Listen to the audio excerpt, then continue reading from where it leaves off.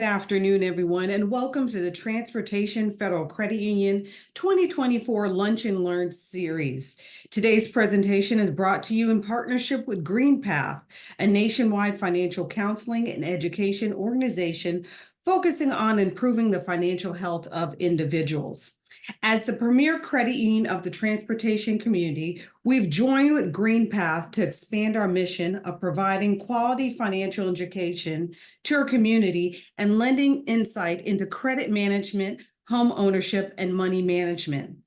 Transportation Federal Credit Union is a full-service financial institution serving employees and contractors of the Department of Transportation, the Federal Aviation Administration, and over 100 employer groups in the area.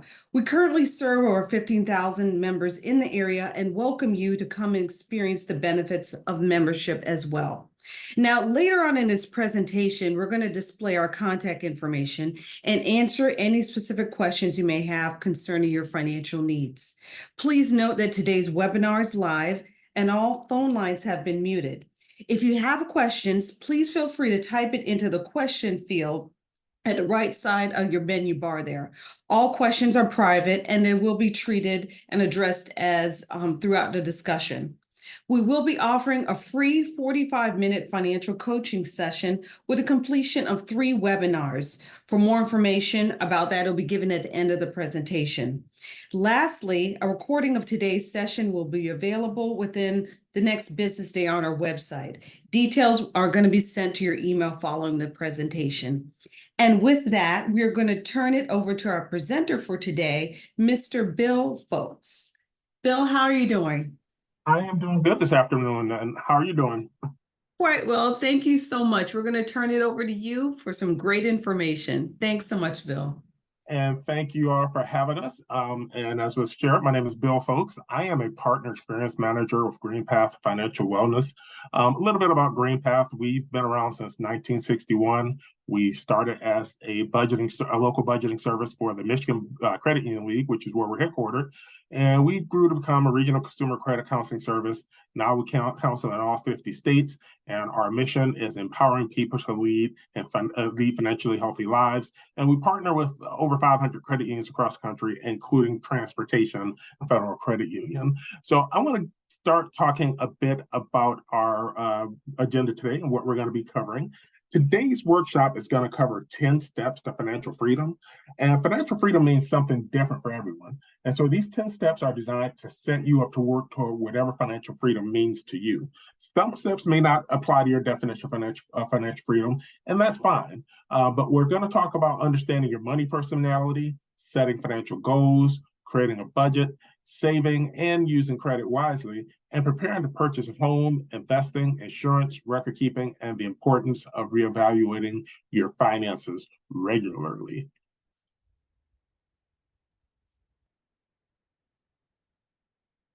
And so first, we want to start with understanding your money personality. Have you ever wondered why you use money in a particular way?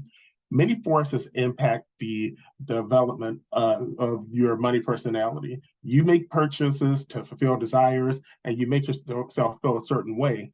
And some spending influences include advertising, media, society, friends, family, and more. One way to evaluate your approach is to identify your attitudes about money, which is the first step to financial freedom. So on the screen, you see some money personalities. Do any of these money personalities sound like you? You might find that your approach to money is a combination of more than one of these personalities, and that's fine. So, for example, the hoarder likes to save money and budget and prioritize, while the spender likes to spend. The planner is a nitty-gritty, take it one step at a time type, and the dreamer hatches passionate schemes but has no ideas how to make those dreams come true. The risk taker loves adventurous investing. And on the contrary, the risk avoider goes for the sure thing. The separatist wants to keep at least some of his or her own money if they're in a couple, while the merger wants to pull all of the couple's money together. And once there's no right or wrong answer. You have to find what works for you. And sometimes you might find that there's more than one personality, money personality in your household, or you might even have more than one personality. So we'll take some time to consider your money personality by listing the products and services you enjoy spending money on. Consider which of those spending habits you feel good about. You may be spending money on a gym membership, which helps you save money and stay focused and in good health. And you feel this is a good way to spend your money. If you might eat out regularly, but you might be okay with that because it's in your budget and it allows you to spend more time with your family. At the same time, are there spending habits you don't feel comfortable with and you would like to change? When you understand that your money personality and attitudes about money can impact how you spend money, this can help you consciously make adjustments and changes as needed to help you achieve your goals.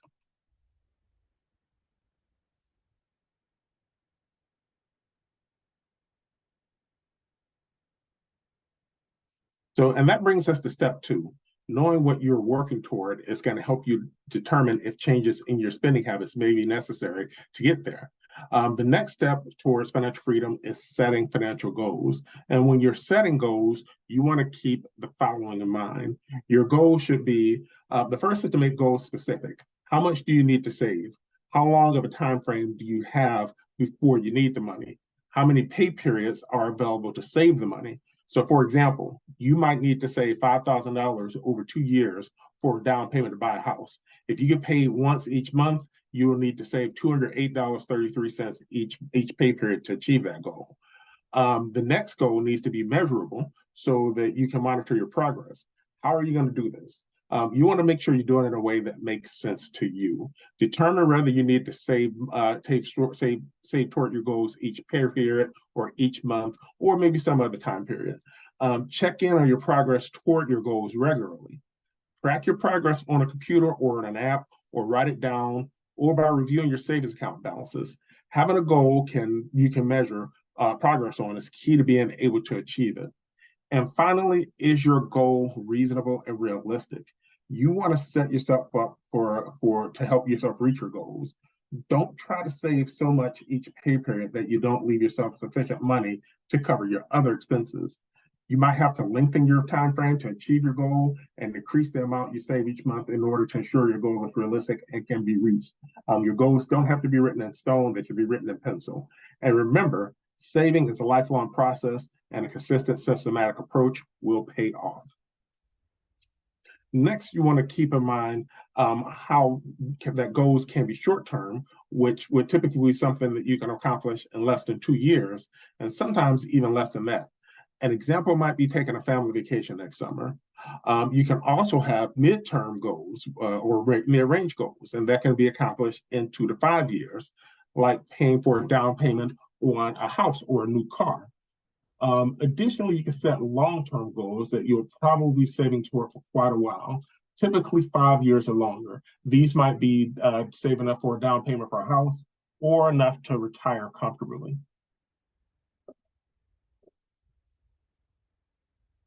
And if you get a chance, go ahead and put it in the chat. We'd be interested to see what are some of your long-term and short-term goals. So go ahead and put those in the chat and we can review them once we're done.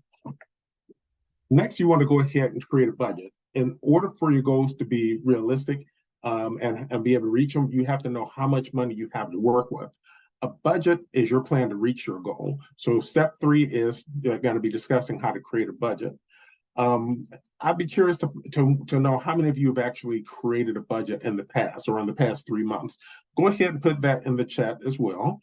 But while you're doing that, in its most basic form, a budget includes the money you have coming in and everything you need and want to go back out. It's not until you know where your money really goes that you can make adjustments to your behavior and thus reduce or change expenses in order to free up money to achieve your goals. I say all the time that a budget isn't necessarily going to solve all of your problems or get you exactly where you want to be, but it's a key part of the key tool. You can't get where you want to be without that. So if you don't already have a budget, step 3 is to create one. Having and sticking to a budget is a key step in financial freedom. Start by identifying your income and debt payments, as those things tend to be similar from month to month. Then work to get an understanding of your variable expenses, which often seem to be the most challenging to account for. And don't forget to include periodic expenses in your budget, such as car insurance or property taxes. Periodic expenses tend to sneak up on people because they're not budgeted ahead of time. And this can result in progress toward financial goals being derailed and potentially escalating debt. And people often find an opportunity to save money by making small habit changes in a variety of categories. So identifying ways to change spending habits will free up money to reach your goals, and it can be exciting.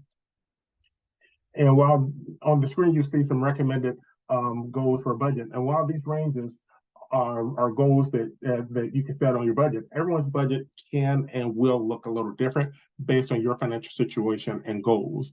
And I want to reiterate this: your budget should reflect your financial situation and your financial goals and your financial priorities. If being able to go out to eat regularly is something that's a priority for you, it's okay if your eating out budget is larger, as long as you have accounted for in your budget and are comfortable with the fact that other needs are being are met and are being worked toward. Creating a budget with your goals and situation and priorities in mind, so that you are sure it is realistic for you, is to stick to is the biggest tip for creating a budget that works for you. Now, it's easy to think that if you only get a raise, you could reach your goals. But having more money coming out without a plan to where you want it to go can easily lead that goal to feeling further away than it did before. This is called lifestyle creep. So whether you have $10,000 a year coming in or 1 million, having a plan for those dollars and where they're going to go is key to help you reach your goals and experiencing financial freedom. Now let's talk about the importance of saving. Our fourth step in financial freedom is making a plan to save money. Many of us pay our bills first, then spend on a regular basis, and then at the end of the pay period, there's no money left to save. Including savings in your budget and treating it like any other bill can help you get into a disciplined method of saving, of paying your future self first. So setting up automatic savings transfer on payday can help with this. If it goes into your account automatically, many people don't miss it, and they actually have to. But if they have to actually make the transfer themselves, they may talk themselves out of doing it. And I've had an automatic savings transfer going into my savings for as long as I can remember, for as long as I've been working, and you really don't miss it if you make it a habit and transfer it that way. So commit to treating savings like a budget expense now, and even if it's as small as $10 a paycheck, reevaluate your budget regularly to look for opportunities to increase that saving as you're saving over time. If you get a raise or if you pay off a debt, increase your savings transfer.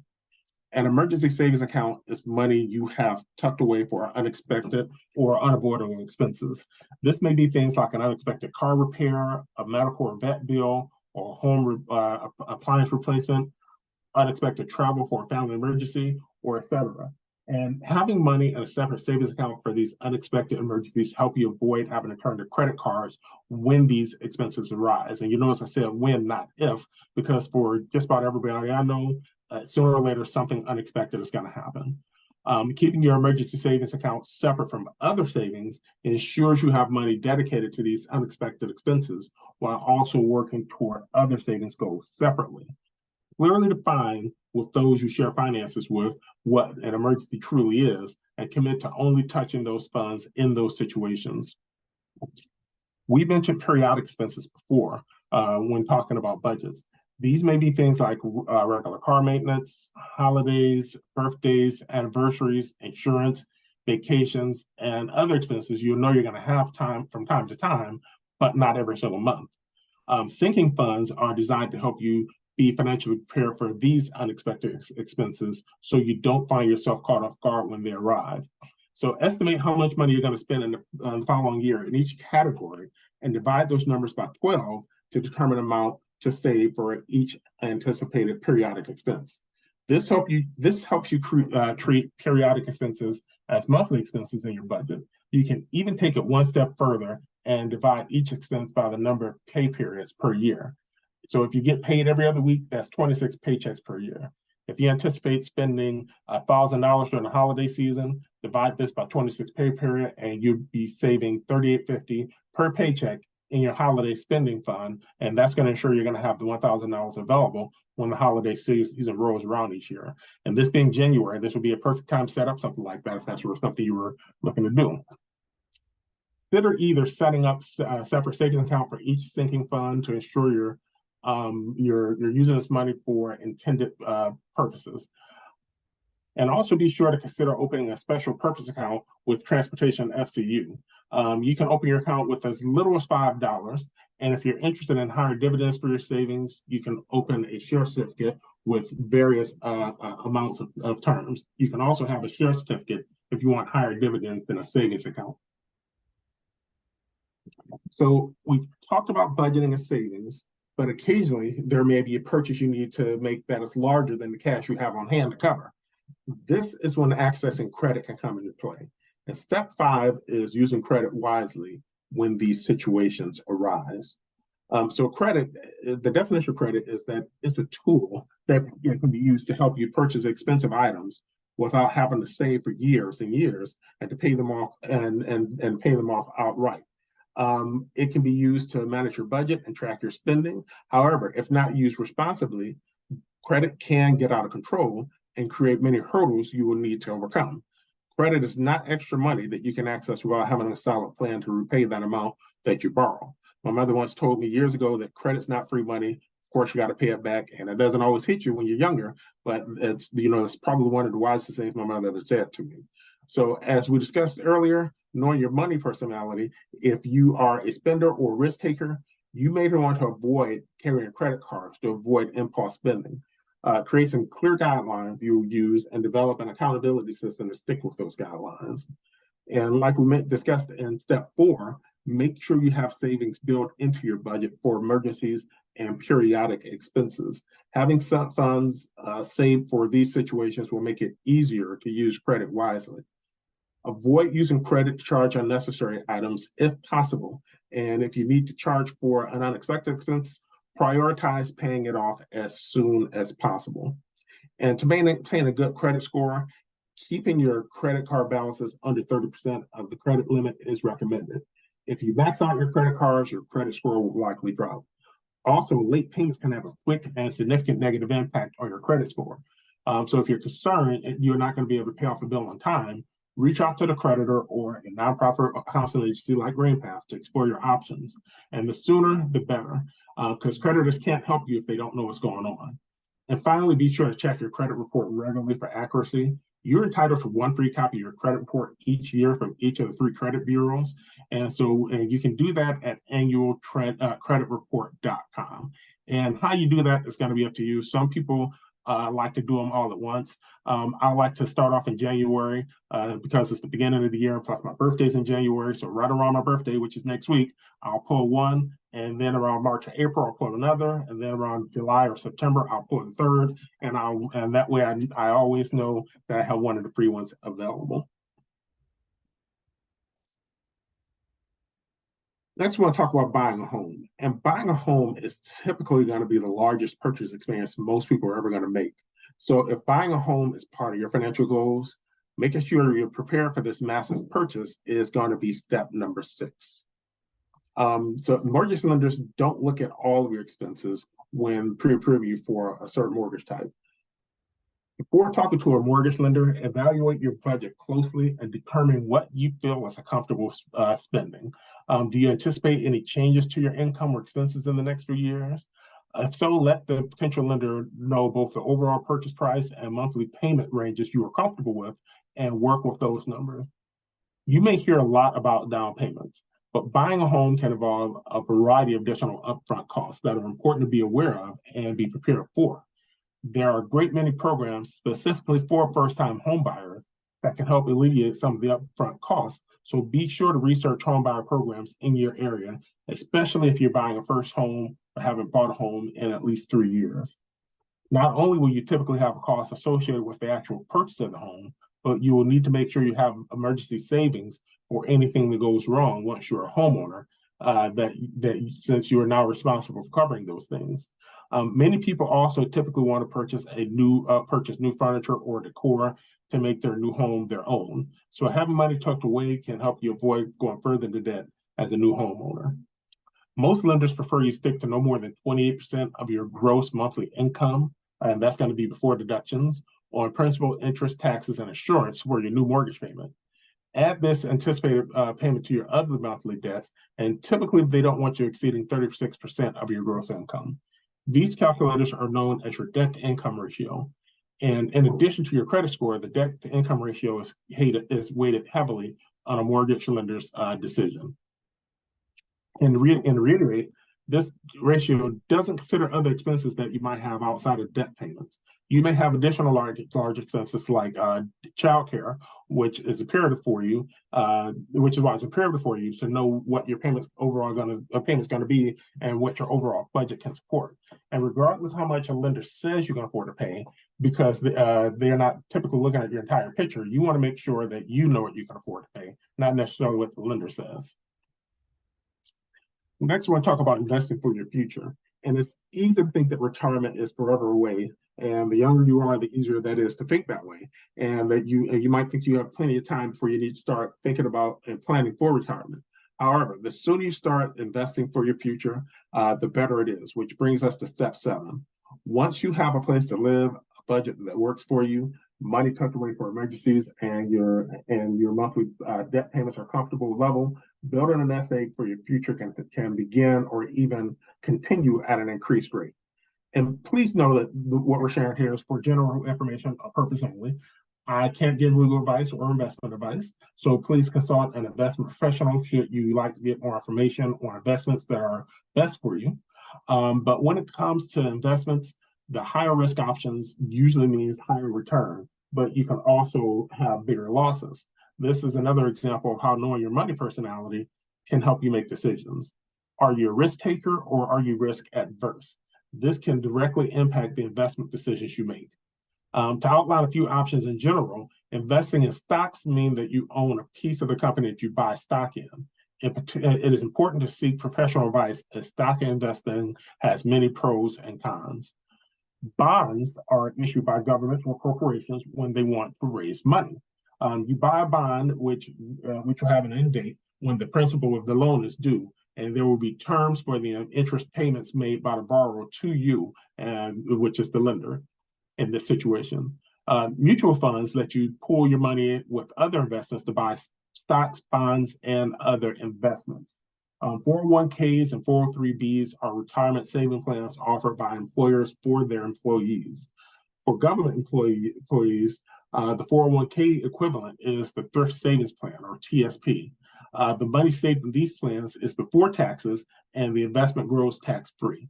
Withdrawals in retirement are then taxed as income at that time. And as part of their benefit plan, some employers offer a match to encourage employees to contribute to these savings plans.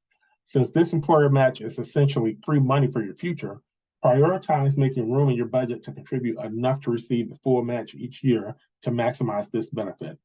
Also, consider automatically increasing the amount you contribute to your retirement plan when you get a raise. Some employers will automate these increases for their employers on an annual basis.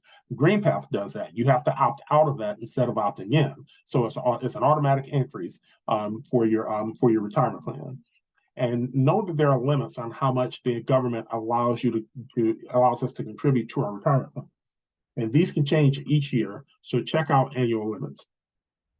2 other retirement investment savings accounts are the traditional IRA, which is an individual retirement account, and the Roth IRA. As implied by the name individual retirement account, these plans are great options for people who don't have access to employer retirement plans such as 401k. The traditional IRA is similar to the 401k in that contributions are tax-free, investments grow tax-free, and withdrawals are taxed as regular income. The Roth IRA contributions are made after taxes are deducted, at which point the investment grows tax-free, and withdrawals are also free of tax. Roth IRAs can also be used by people without access to an employer plan. And you can get more about that at irs.gov. Next, we're going to talk about assets and what do you own of value that you can easily afford or affordably replace or repair without insurance. And those those valuable assets, you want to make sure that those assets are insured as well. So auto insurance protects you against financial loss in the event of a car accident or theft. There are many things to consider when obtaining an insurance policy. Many states may have specific coverage requirements, which you will want to know for your state or of residence, and research if you plan to move states. You will also need to determine how much coverage you need and how much the premiums will be. Compare with multiple insurance carriers to determine what you need and the cost of coverage with each provider. Renter's insurance is intended to cover the damage or theft to your personal property, liability, and loss of use, but not damage to the building itself. It's important to know a landlord's insurance typically won't cover your personal belongings. Renter's insurance is usually affordable and can provide you with peace of mind. And I remember from my days when I was a renter, my landlords actually required renter's insurance. I would have gotten it even if they didn't require it, but some landlords do require it. Many lenders will require homeowner insurance on property that is used as collateral for a loan. The amount of insurance you need is going to depend on the value of your home and your possessions, and it's a good idea to take an inventory and discuss it with a professional before determining a coverage dollar amount. Even if you own the home without a lien, meaning you don't own a mortgage, maintaining homeowners insurance policy is still a good idea. You spent years investing your money on your home and building equity, and this is a great way to protect your investment. And it may be odd to consider your health as an asset, but it is. Determine your health, dental, and vision needs and what coverage makes most sense for you. Does your employer offer insurance plans that meet these needs? You can also explore more at healthcare.gov. Your life is the biggest and most valuable asset. Life insurance provides financial security and helps ensure there are funds to pay off debts, pay living expenses, and pay any medical and final expenses. Review your assets and obligations to determine the amount of life insurance coverage that would meet those needs. Talk to an insurance professional to determine options and costs. And finally, there are two different types of life insurance. I shouldn't say finally. There are two different types of life insurance, term and permanent. Term life insurance provides coverage for a specific amount of time. If you outlive your term, you will be responsible for securing a new policy to continue being covered. Permanent or whole life insurance coverage provides you with an insurance policy that you can continue for your entire life, but that does typically cost more. Long-term disability insurance is intended to cover lost wages due to a disability and can last a specific term or until you're eligible to draw Social Security. Long-term insurance will cover a daily amount for services to assist with activities of daily living. And the cost of long-term insurance can vary greatly depending on age, reimbursement amount, and other optional benefits. And if you're looking for your insurance, the credit union offers TruStage insurance with your credit union membership. TruStage offers home, life, and auto insurance. So be sure to visit the credit union website for more information. And you also want to make sure that you are keeping good records. And so to do that, first, you want to make sure you're gathering all important documents. And that's going to include banking information, investment information, tax filings, insurance policies, debt obligations, titles, legal documents, including wills and trusts, passports, birth certificates, marriage licenses, and Social Security cards. After you do that, you want to determine where and how you want to store them. If you are storing them in a filing cabinet or a safe, make sure it's organized and secure. Store similar documents close to each other so they're easy to find. Consider a fireproof storage solution. And as you get new accounts and policies over time, be sure to update your accounts regularly. And if you prefer to store your documents digitally, make sure you choose an encrypted and backed up storage option so you don't lose access to your important paperwork. And finally, the last step is step number 10 to financial freedom, and that is reevaluate regularly. None of these steps we mentioned today are a one and done thing. All of these steps to financial freedom are ongoing and require evaluation as your financial situation and goals change. As I said earlier, your budgets and goals should be flexible. They should be written in pencil, not stone, so you can update them and correct them if you need to. So on at least a quarterly basis, revisit your budget to make sure make sure it's meeting your needs and it's an accurate reflection of your current financial situation, and make changes as appropriate. We also encourage you to quarterly evaluate how much you're contributing to savings and determine if you can increase that amount. This is especially important when you're just beginning to build those savings muscles into your budget, and starting with a small amount as you get in the rhythm of the budget. And on an annual basis, make sure you review your credit reports on annualcreditreport.com. You want to make sure everything is accurate, and are you aware of everything that's being reported? How do you feel about the debt loads? Are there any changes you would like to make to your credit usage? Also, revisit your financial goals at least once a year. Which goals have you reached? Which goals have changed? How are you progressing toward your active financial goals?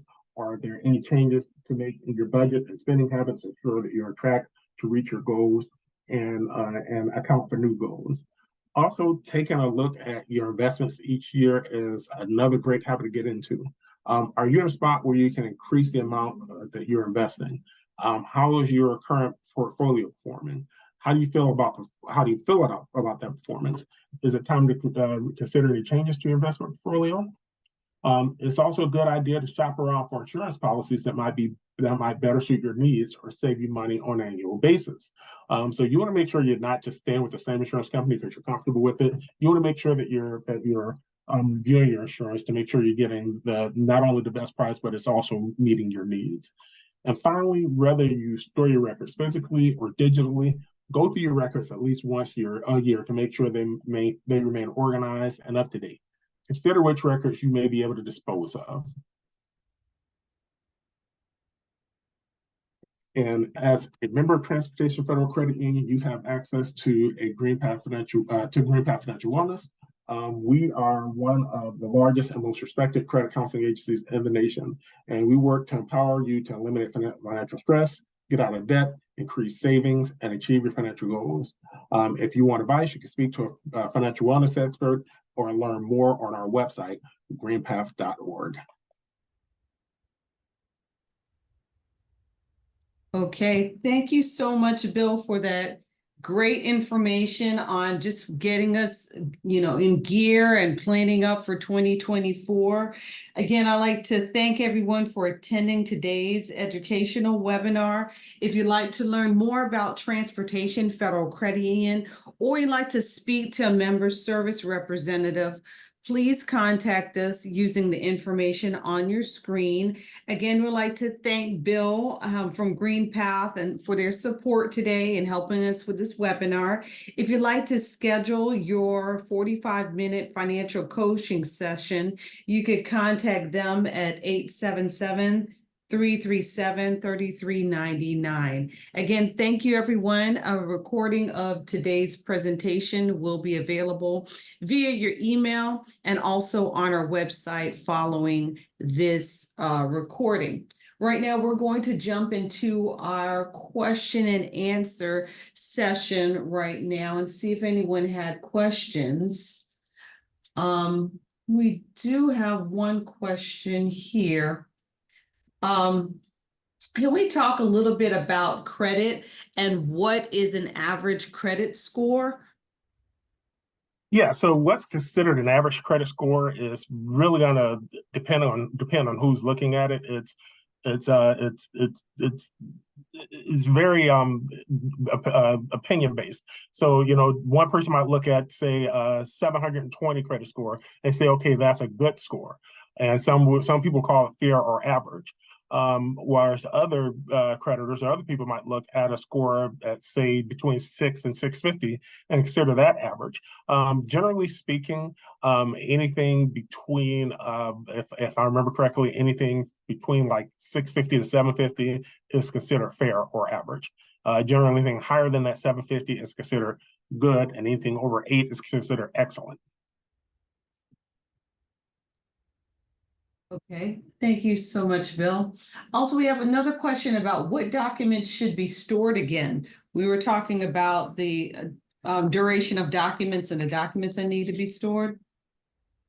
Yep, so the documents you want to make sure you're storing at the very least are going to be things such as life insurance policies. If you have a will, you want to make sure that you are storing those.